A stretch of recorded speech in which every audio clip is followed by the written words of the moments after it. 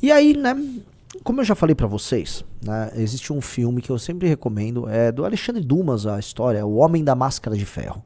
Né, eu acho muito bom, porque eu sempre falei isso. Eu já tinha percebido essa história quando houve o surgimento dos primeiros ex-MBL, tá? E o que acontecia? Uma pessoa que entra para o MBL, ela sabe, e quando nos conhece não só o topo, mas conhece o sistema de valores da própria militância, ele sabe que nós estamos certos e que nós somos valorosos no que nós fazemos. E aí muitas pessoas, elas querem ascender na estrutura do MBL rápido, ou querem mandar, ou têm ideias. Porque existe um grande problema na falta de humildade, que é a pessoa que não tem muito talento, mas ela tem ideias. Aí essa pessoa tem ideias. O João Bétega, que foi do MBL, ele tinha ideias. Ele falava, mas Renan, e se fizermos vídeos apoiando o Bolsonaro?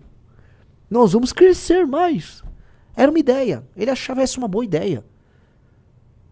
Ele achava que, ele teve uma epifania e que nós éramos pouco generosos e não ouvia a ideia dele. Ele nunca seria líder de nada. Tanto que ele saiu do MBL, ele não é líder de nada. Ele grava igual um replicante. Ele é uma IA de si próprio. Ele grava todo dia o mesmo vídeo. É o mesmo vídeo. Se você pegar, o Riso vai abrir. Abra o Instagram do João Bétega pra ver. Mas o que é o ex-MBL? Né? Ele é um cara que percebe que ele é uma versão pior do que é o MBL. E aí aquilo faz mal pra ele e ele precisa sair do MBL, tentar imitar as coisas que o MBL faz e tenta de maneira obsessiva fazer o mundo esquecer do MBL. Porque o MBL gera uma sombra gigantesca neles. Por quê? Porque o que é certo gera uma sombra no que é errado. Nós, pra todos eles, deveríamos desaparecer. Que é o que acontece no livro O Homem da Máscara de Ferro, no filme O Homem da Máscara de Ferro. São dois irmãos gêmeos, né? E aí um irmão prende o outro, que era pra ser o rei, com uma máscara de ferro pra que ninguém visse o rosto dele. Nós somos o rei aprisionado com a máscara de ferro. Que ninguém poderia ver que era o verdadeiro rei. E que é aprisionado. Então, qual é a função desses caras todos? É tentar aprisionar. As pessoas não podem saber o que é o MBL. Porque se as pessoas descobrirem o MBL, as pessoas vão falar o MBL tá certo. E se o MBL tá certo, nós não podemos existir porque nós somos ruins. Aí tá a imagem do filme. Esse é um grande filme dos anos 90. É assim, até com um amigo nosso que tá aqui, é assim como Troia, um daqueles filmes que todo mundo falou que era ruim. E aí o tempo passa. E você fala, né? Em tempos de Christopher Nolan fazendo Odisseia, isso aqui era uma obra-prima quando a gente olha, sabe? Mas eu vou dar um exemplo da pessoa mais obcecada com o MBL. Com o mais obcecado E esse não é nenhum ex-MBL, porque ele tentou sempre imitar o MBL paralelamente, tá? Mas que ele sabe que nós somos muito superiores, tanto que imita tudo que eu falo. Vá por favor, no X, numa das minhas últimas postagens.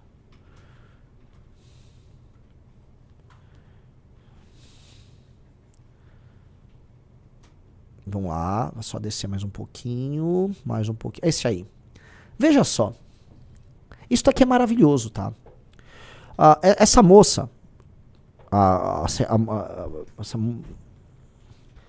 esse cara, desculpa, eu tava confundindo com outra pessoa. Esse cara, Nicolas Ferreira, ele decretou, quando o Arthur soltou o áudio, o MBL acabou.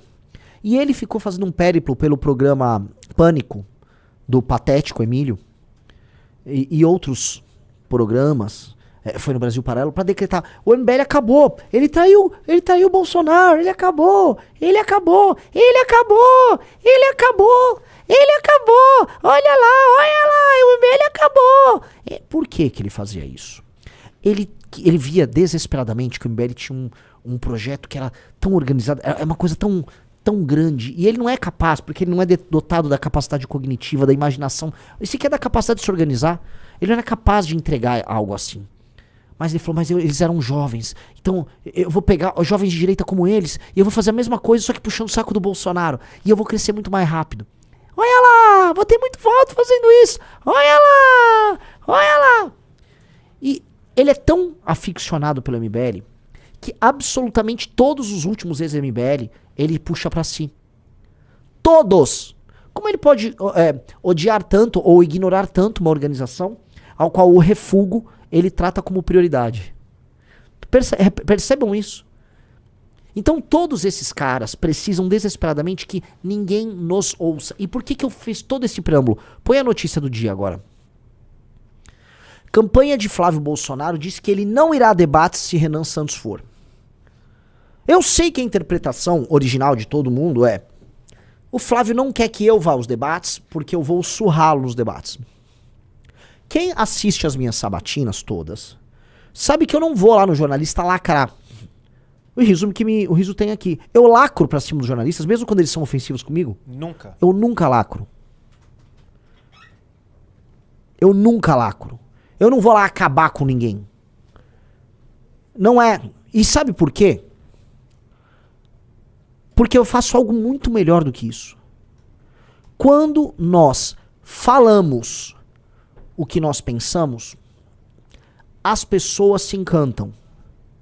O Flávio não apenas tem medo de eu dar umas catrucadas nele, mas veja, eu só terei direito a uma pergunta pra ele num debate, Riso. Sim. Eu tenho direito a uma pergunta pro Flávio no debate. Ele não quer que as pessoas vejam que eu exista. Ele não quer que as pessoas saibam o que eu penso. Ele não quer que as pessoas vejam nossos projetos para desfavelização, não vejam a forma de eu discursar, não vejam tudo aquilo que esteve na nossa trajetória. Ele quer que a gente fique com a máscara de ferro escondido dentro de uma cela. É isso que põe medo nele. Não é nem o medo de apanhar no debate. É um medo que as pessoas descubram que ele é uma farsa. É por isso que ele está desesperado para imitar absolutamente tudo aquilo que eu falo como proposta. Ele está desesperado. Flávio, você não deveria ter deixado a gente montar um partido político. Flávio, vocês tinham que ter nos sabotado. Flávio, você tinha que ter comprado os nossos coletores, já que você tinha o dinheiro do Vorcaro. Você devia ter feito isso. Você deveria ter mandado, sei lá, o Adriano da Nóbrega, seu amigo que era matador, me matar. Ou matar o Kim. Era isso que você deveria ter feito. Mas você é burro, Flávio. Você é inevitavelmente burro. Irremediavelmente burro. Como é que você deixou isso acontecer, Flávio? E nós montamos o partido. E não vai ter como você ignorar a gente. E não é nem você, não vai ter como o Brasil ignorar a gente. Você entende? Eu espero que vocês entendam. Eu sei que a coisa mais legal de falar sobre esse assunto é dizer que o Flávio tá com medo que eu vou acabar com ele. É só uma pergunta que eu vou poder fazer em cada um dos debates. Uma unidade de pergunta. Talvez duas, dependendo do debate. Não é isso. Ele tem medo das considerações finais, quando eu estiver de frente com a câmera, igual eu tô aqui, e que eu sou muito superior a ele. Não só ele, eu sou superior ao Lula, ao Zema, ao Caiado. Ele tem medo da abertura que eu vou fazer. Ele tá medo das propostas que eu vou apresentar. E não é porque sou eu. Eu tenho minhas qualidades. É por causa de nós, é do MBL. Eles estão há anos, eles estão desde 2019 tentando fechar o MBL. Eles tentaram fechar, eles queriam que a gente fechasse as portas. E eu já contei pra vocês, em 2019 eu me encontrei com o Kim, acho que com o Pedro, em Vinhedo, com meu irmão, logo quando houve aquela operação pra fechar o MBL. E a gente falou, talvez seja o caso da gente fechar o MBL, vamos tocar nossa vida. E ali, por uma pequena teimosia, acho que minha e do Kim, falou, não, vamos continuar, vai. E aí veio aquela eleição pra prefeito do Arthur, e a gente falou, cara, a gente é muito bom. E existe algo aí. E dali em diante, a gente só cresceu. Veja só, Flávio, você quase conseguiu em 2020. Faltou isto aqui. Você quase conseguiu.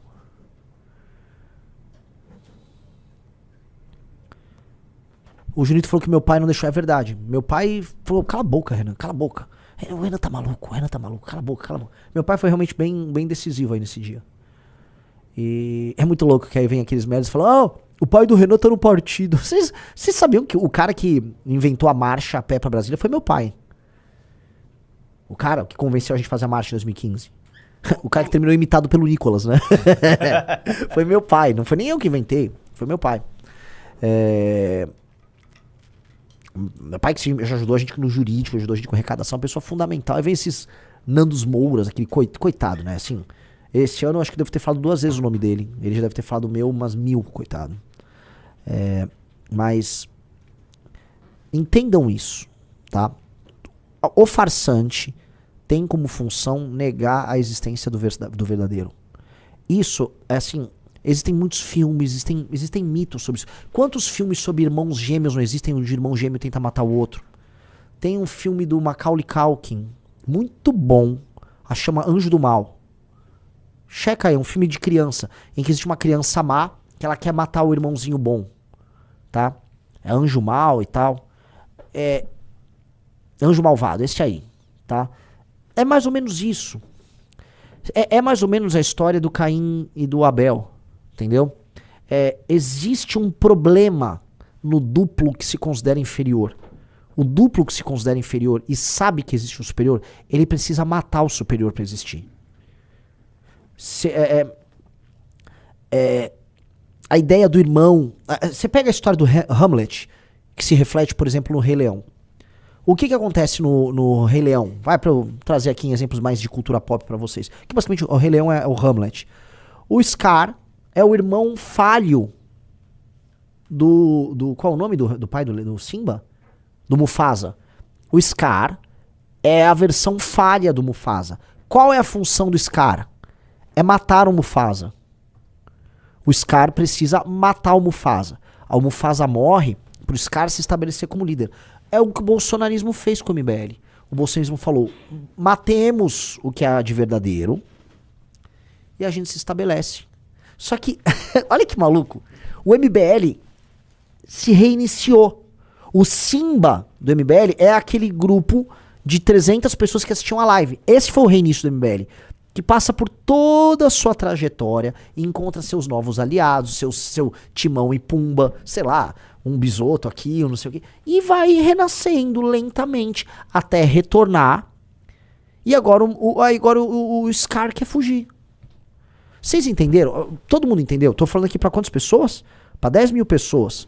Vocês entenderam? Quando vocês entenderem a relação do bolsonarismo conosco, de todo, dos ex-MBL, que, veja, o ex-MBL ele sai do MBL e aí ele precisa, a sombra do MBL sobre ele é tão grande que eles passam os dias falando do MBL. Todos eles são vidrados na gente. Eles criam grupos de WhatsApp entre eles pra tentar vazar conversas. Costenaro, só pegar o Fernando Holliday, que mais? É pegar a lista toda. São todos, salvo raríssimas exceções, obcecados. Obcecados. Mas o bolsonarismo assim, é de longe o mais obcecado com tudo isso. O bolsonarismo, ele vê isso tudo como um problema. Porque eles viram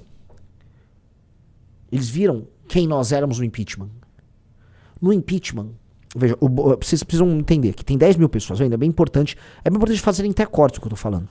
No impeachment da Dilma, o Bolsonaro era um deputado que estava presente, desde os anos 90, e aí surge a queda do PT e ele foi incapaz de fazer qualquer coisa. Ele não liderou em nada, não houve nenhuma, não é nem que liderou, não houve participação do Bolsonaro no impeachment da Dilma. Ele não fez nada. Nós chegamos, mais jovens, nós organizamos as ruas, e nós fomos pro parlamento e nós organizamos o parlamento. Quem teve que dar esporro no Aécio, quem teve que ligar pro Caiado, essas coisas assim, né? Espero que o Caiado se comporte de maneira muito decente na campanha. Mas quem precisou dar esporro no Caiado? Caiado, em Goiás, 2015. Você e o Aécio vocês não estão querendo receber a marcha pra fazer o impeachment? A gente vai pra cima de vocês. Eu, meu caro, foi lá resolver, né? Fomos nós. Então, a gente trabalhou pela queda da Dilma Rousseff com um grau de excelência que essas pessoas não conheciam. É lógico que isso machuca eles. Imagina você ser o Carluxo, em que deve ter por volta da minha idade o Carlos Bolsonaro. Tenta dar uma checada, mas é por aí. Eu devo ter 42, deve ter 43 ou 41, por aí. 43. Imagina você ser o Carluxo. Apareceu que tem a idade dele, nunca fui vereador, nunca fui nada. E eu fiz coisas colossalmente maiores que o pai dele, que é a referência máxima de existência dele, tá? Isto para ele é tipo uma morte. Então esses caras geraram uma fixação. O MBL não pode existir. Aí MBL é traidor, MBL é comunista. Cuidado com o MBL! Não ouçam o que o MBL tem a dizer. É perigoso. Não. Cuidado, eles estão falando algo. Não, é tudo mentira. Ele é comunista, tá? É tudo mentira. Deu certo por um tempo. Não vai dar mais certo agora. Acabou. Não existe mais essa possibilidade. Essa eleição demonstrou isso. Vocês não têm condições mais de evitar isso. E nós seremos implacáveis com vocês. Implacáveis. E vocês sabem disso. Vocês sabem disso. Nós não somos o Nicolas, que é falso e fica com uma faca nas costas de vocês, furando todo dia um pouquinho. Nós não somos isso. Nós não somos os influenciadores, os aliados de ocasião. Nós somos pessoas de verdade. Então, tudo que nós vamos fazer vai ser cara a cara, vai ser verdadeiro. Entendeu? E eu nem sei se existe possibilidade de redenção pra vocês. Porque se a gente tá falando aqui em categorias, né, qual é a categoria do bolsonarista pra ter a redenção? Existe uma redenção pro Scar no Rei Leão? Existe? Qual seria a redenção possível pra ele? Flávio, retire a candidatura e nos apoie? Imploda o sistema dizendo que sabe? Eles nem sabem muita coisa. Eu juro pra vocês, os Bolsonaro nem sabem muita coisa, porque eu volto a falar, eles não foram nem muito capazes de controlar o sistema em si. Então, nem tem muito que vocês possam fazer. Vocês não têm uma jornada de redenção. E sabe o que é o pior? Não é que nem que vocês são maus, ainda que o sejam. É que vocês são fracos. E, infelizmente, a democracia, num país em que as pessoas tiveram uma péssima educação, num país em que a sensibilidade artística, cultural das pessoas nunca foi devidamente cultivada, as mentiras que vocês plantaram, elas colaram pra muita gente. E aí a farsa da família de vocês se estabeleceu. E essa farsa permitiu que pessoas sem nenhum talento pra absolutamente nada, sem nenhuma capacidade, sem uma resiliência, sem nenhuma fibra moral, chegassem onde chegaram. Vocês ocuparam as maiores posições da República.